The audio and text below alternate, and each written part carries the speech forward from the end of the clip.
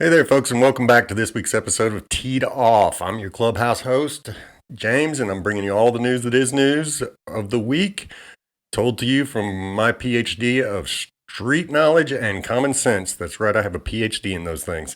So I'll give it to you with no filter, no fluff, and as always, no political affiliations. This week I'm only going to have three stories. One's going to be on the economy sort of thing. One's going to be on space travel. And then the third one, I'm not even going to tell you guys what it is right now, but it's going to be something very nostalgic for all of us. Let's get right into it. Number one, Jamie Dimon warns of major correction 6 months to 2 years out. If you don't know who Jamie Dimon is, he is the CEO of JP Morgan. He is pretty much one of the smartest, if not the smartest men on the planet whenever it comes to the economy and to which direction it is probably heading. Quite honestly, 6 months out, that's not even a prediction there. That's a horoscope. You might as well get out the Ouija board because things change so fast in the world economy these days. But you never know why he's saying it. This could be a translation. 6 months to 2 years out could be a translation, and Jamie Dimon's really saying that whenever I get done selling, then yeah, the market's going to be tanking. But let's get into why he believes this. And what we have today is we have an S&P 500 PE ratio of 22 times earnings. A PE ratio is the price to earnings, meaning that the earnings of the company will come out at, say, $2 billion. And the price that you're paying for the stock or for the company at that time is 22 times higher than that. If they kept earnings flat, it would take 22 years to pay back all investors their money. That's pretty high. We've only had it that high 2 times since 1985. One was the dot-com bubble and one was pre-COVID. This is high. Now, the PE doesn't mean as much anymore as it used to because we have so much more supply of money. The thing about a market too is it can stay very much irrational a lot longer than you can stay solvent. So now I've been sitting in cash with a bulk of my portfolio lately. And what I'm really seeing in the market is what everybody's been saying for quite some time is that this market is definitely weighted heavy into like 7 stocks. And that's just a recipe for disaster because if 1 or 2 of those companies goes down a substantial amount, it drags the entire market down with it. Right now, we're seeing what is called a melt up. It's melting up slowly. Markets do like to climb walls of worry. We're climbing the wall of worry. Worry. We're all worried about it. But the problem is we're not that worried about it. And that's whenever you get into another old saying by Warren Buffett himself, is that be fearful when others are greedy. So I'm not buying at this point. I am content. I made a good profit this year, good realized gains, and I'm going to wait it out a little bit. I remember in 2008, whenever the Fed started to lower rates from the very high rates they were at, it was in January. And then it wasn't until September the market started to tank. Now, 2008 was a much different problem than just high PE ratios. 2008 was a systemic problem, meaning that there was way too much leverage going on in the market at that time. And the leverage was to mortgages. And so whenever things started to go wrong with that, it took down a lot of things internally with how money moves. Just stocks being high, that's not a systemic problem. It's a valuation problem. I'm just seeing myself that the market is high. And I'm a little afraid. Now, does that mean the market's going to go down in 6 months, 12 months, 2 years? No, absolutely not. If we knew these sort of things, we'd all be billionaires. Even Jamie Dimon, as much as he does know, he is not a valid predictor of the market. And I'm getting a lot of people also, too, that really don't know much about the stock market telling me about the stock market. And that's always a kind of a telltale sign for me, too. I'm not seeing any systemic problems, personally. I am seeing very high valuations, and I'm hearing a lot of people say that, this time is different. There's another one of those sayings that people like to do with markets. This time is different. This time is different than last time. And 100% of the time I hear people say that, it isn't. It isn't different.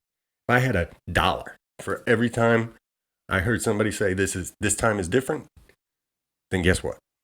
I'd have enough money to lose in the next crash. Are we really going to colonize Mars? Elon Musk talking about going to Mars, colonizing it. Jeff Bezos, we'll have tourists going to Mars. Every one of these billionaires' midlife crisis seems to come with a rocket now. Well, Mars is red because it is blushing at how stupid this idea is. Isn't really feasible. It really isn't. And I'm going to get into why. First of all, getting to Mars. The shortest distance that Mars and Earth rotate around is like 55 million miles. 52.4, something like that. The furthest is like 400 million miles.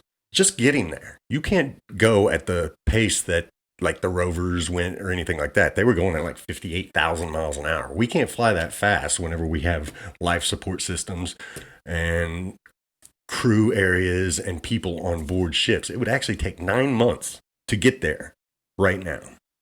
That is by far the longest space flight we will ever have. And we do know that once you get outside of our atmosphere, then you have a lot of radiation, weightlessness that causes bones being more brittle and muscles to atrophy. So just the getting there, the actual getting there is tough.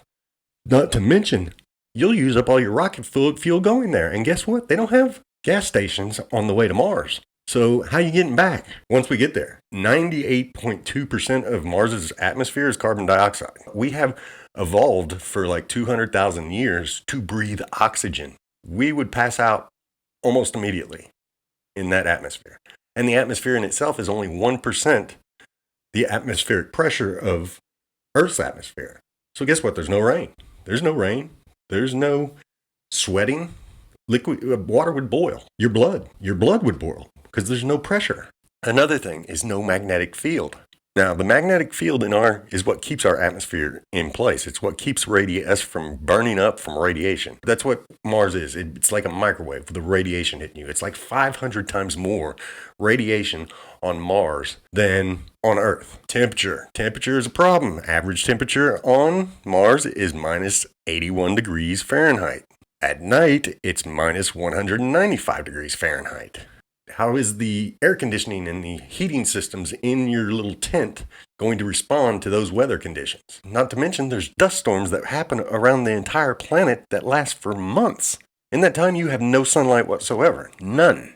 And the other thing about the dust is it's so fine, and it's called percolates, and it's electrostatic, which means it sticks to everything. It's like static electricity. You rub your shirt, and all of a sudden hair and everything's going to stick to you. That's what this stuff is. It's electrostatic, so it will stick to everything. Any filtration systems you have, like I said, your air conditioning, your heating, your oxygen supplies, anything. This stuff is so nasty, it would get into all of it and just deteriorate it.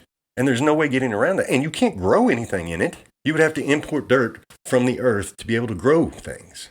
I know we saw The Martian where he grew potatoes in his own feces and other dirt up there, but that's not the case. Because not only are these percolates, not only are they electrostatic, they're also toxic. To breathe these things into your lungs would be like breathing in bleach.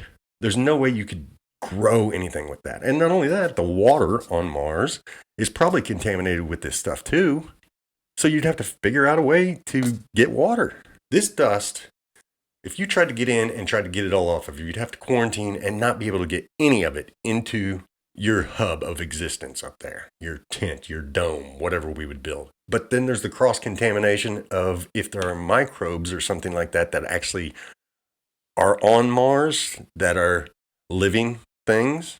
How would us contaminating them affect them? Would it completely wipe them out, or would they just mutate into something very bad? And then if we were actually able to bring people back to Earth and bring microbes from Mars, that can make COVID look like a picnic. Influenza, the Spanish flu, look like a picnic. It can make the bubonic plague look like a walk in the park. What are you using for energy up there? Solar panels. If a dust storm comes along for 3 months, your solar panels ain't going to give you any energy. It's a death sentence. And not only that, there's not as much sun up there. So it's a lot further away from the sun. Another thing is communication. The speed of light, for light to get from Earth to Mars, at the closest point, 3 minutes. At the furthest point, it takes it like 22 minutes. What you're talking about is maybe 30 minutes, 28, 30 minutes to be able to communicate with Mars before so you'd say hello, and then 28 minutes later, down here on Earth, we'd say hello. If you were to go there and something tragic happened, like your oxygen system went down and you couldn't fix it, you would have to wait 28 minutes for some engineer back down on Earth to be able to tell you how to fix that system. You're dead. And don't even get me into the psychological effects of a lot of things. And then the last one is the cost. How much would this all cost? It took, in today's money, like $280 billion for the Apollo program just to get to the moon. Mars is much, much further away from the moon, and there would be a lot more resources to be able to do this. The average that they're talking about is like $2 to $3 billion per person just to get them to Mars. That's just the travel there, the 9 months to get there. That doesn't account for all the other things that would have to go with them. I mean, how do you mine? How do you mine materials on Mars? Do you just have to bring steel and everything else to be able to because there's no manufacturing, there's no mining. We don't know what's underneath the surface. We do know that there are caves down there, which would be the only possibility to really probably live there and not have the radiation problem. But we don't know the structural integrity of these caves. We don't know the toxic gases that are in them. And you're talking about trillions upon trillions upon trillions of dollars just to get there. Come on, give me a break. With the amount of money that we would spend on this sort of thing, which it would probably be 2060, 2070 before we even got there. But with the amount of money that we're going to spend, we could solve climate change here. We could solve water problems here. We could do all that. And this is a much more habitable place than Mars.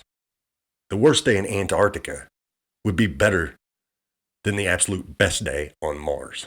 So yeah, Mars doesn't need to be colonized. The Earth just needs adult supervision. That's what is needed. These billionaires, they're great, but this stuff isn't visionary. What this stuff is a distraction. Use the money that you're going to do for this sort of stuff and focus it on taking care of this planet. All right, last one. And I was told you guys are going to be wanting to wait for this one. And I really like this. I love finding this one. 7 comfort dinners working class families grew up eating and still secretly love. Now, I'm sure that we all have those dinners that we grew up on that we secretly love. And really, I got into this one. And they were all spot on for what was going on in my house whenever I was a kid. Just a little nostalgia for all of us. Number 1 was spaghetti. Spaghetti with the jarred sauce. The ragu. Oh yeah, spaghetti. Every family's first date with carbs.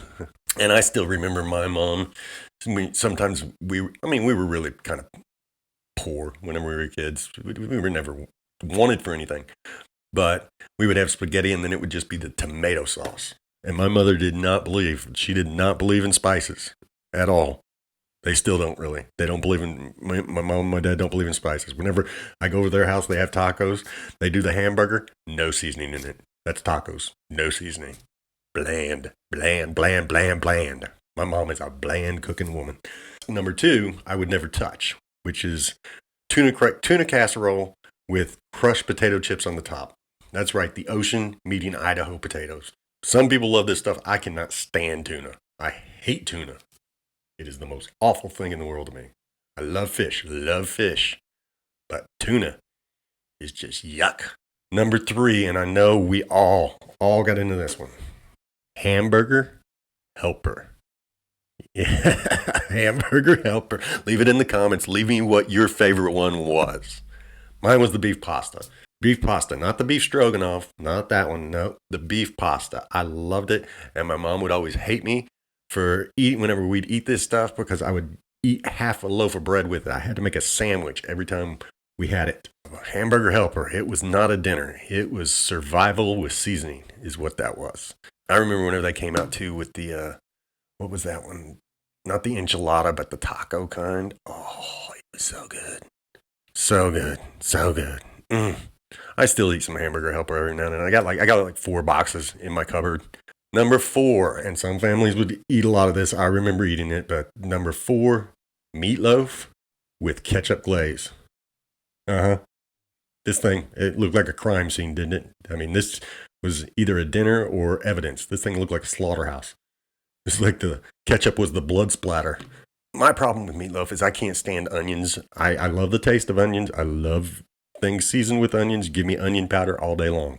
Biting into an onion, that just makes the hairs on the back of my neck stand straight up. You people out there on the East Coast that eat this White Castle where they just grind it into the ground beef. Ugh. What are you guys doing? Get some In-N-Out burgers out there. You crazy? That White Castle stuff is terrible.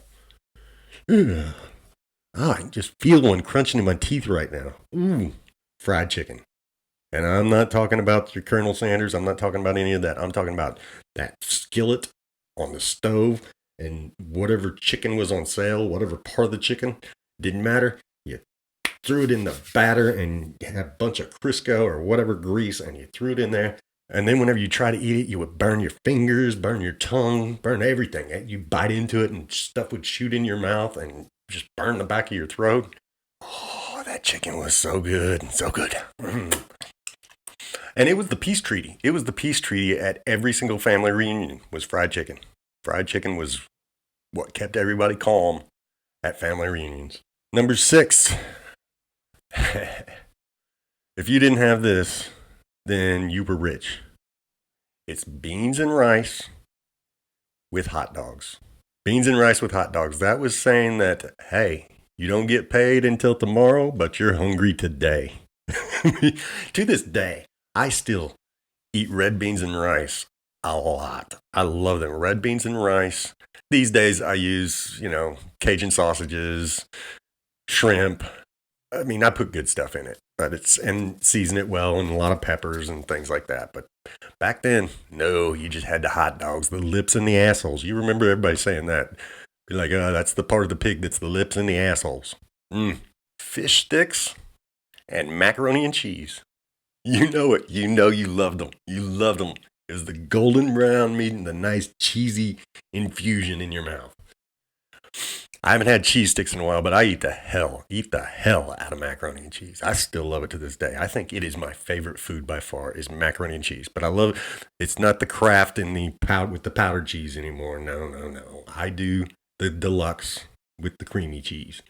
But I'll still eat some with the powder, but I don't put milk in it. There's no milk goes into my macaroni and cheese. I'm lactose intolerant, so it's not a case that I can really do that. And that's another thing back with the beans and rice and hot dogs. That was so cool about having that stuff is that you would be able to go out with your buddies because all of us kids, all of us little boys, we thought it was cool to fart and laugh at each other.